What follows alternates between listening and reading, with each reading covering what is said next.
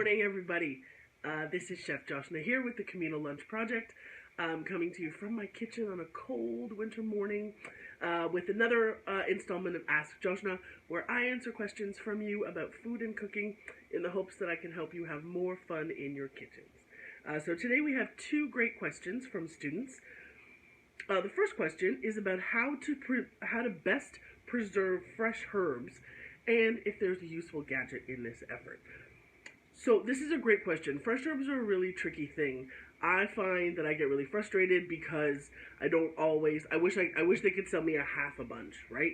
The whole bunch that they sell is often less than the one recipe that I need it for, but letting it hang out in the fridge is tricky because it eventually gets really soft and often mushy pretty fast. So the best way that I know to preserve herbs is to wrap them well, and the only gadget involved in this is paper towels.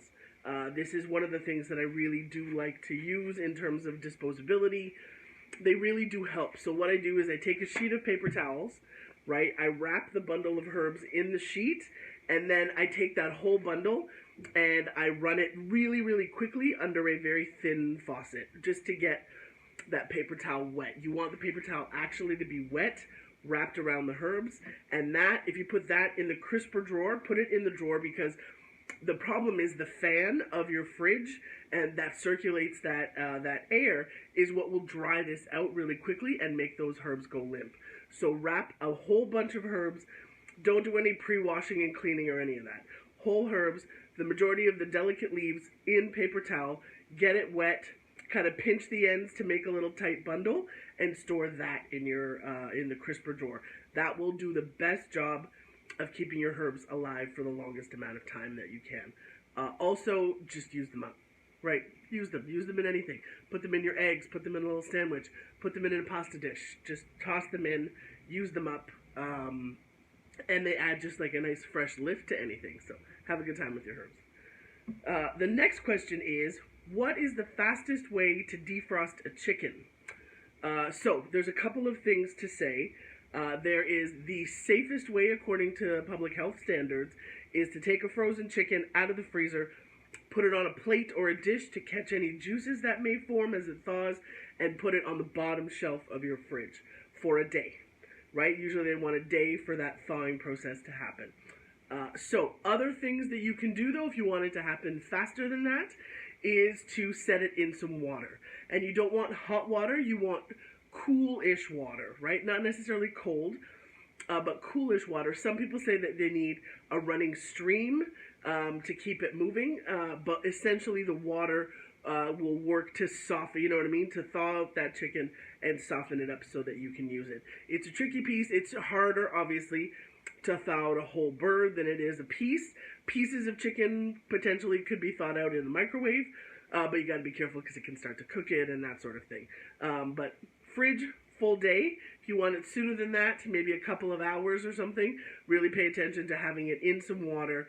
And like plug your sink, you know what I mean? Put some water in your sink, and then in goes the chicken. But you got to really pay attention to it, right? You got to keep watching it and kind of open things up and try and loosen things to get the water in there. That's the best way to do it. This question also asks the best way to cook a chicken. And the truth is, it all depends what you want to do with it. Right? There's lots of different ways to do it, but it all depends on what you're looking for.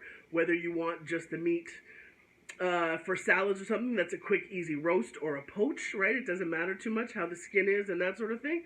But if you want a roasted piece, then you're going to have to take the time to season that skin and do some butchery and roast it properly, right?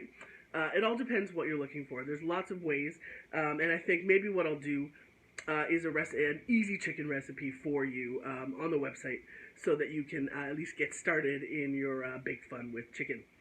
And finally, I think it is, I'm sure that you are all deep in the middle of exam season right now. I remember this from my life as a student, and I remember these days before Christmas being really, really stressful and really intense, and I'm sure this year is a little bit more than any other year has been. So I want you all to please do what you can to take care of yourselves. Take a break to actually cook yourself something, anything, even if it's the fastest pasta or a grilled cheese sandwich, something.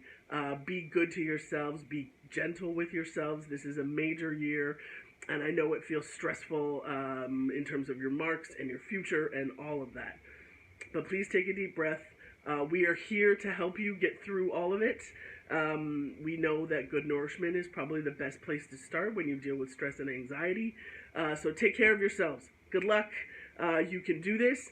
And I look forward to seeing you all next week. Take care, everyone. Bye.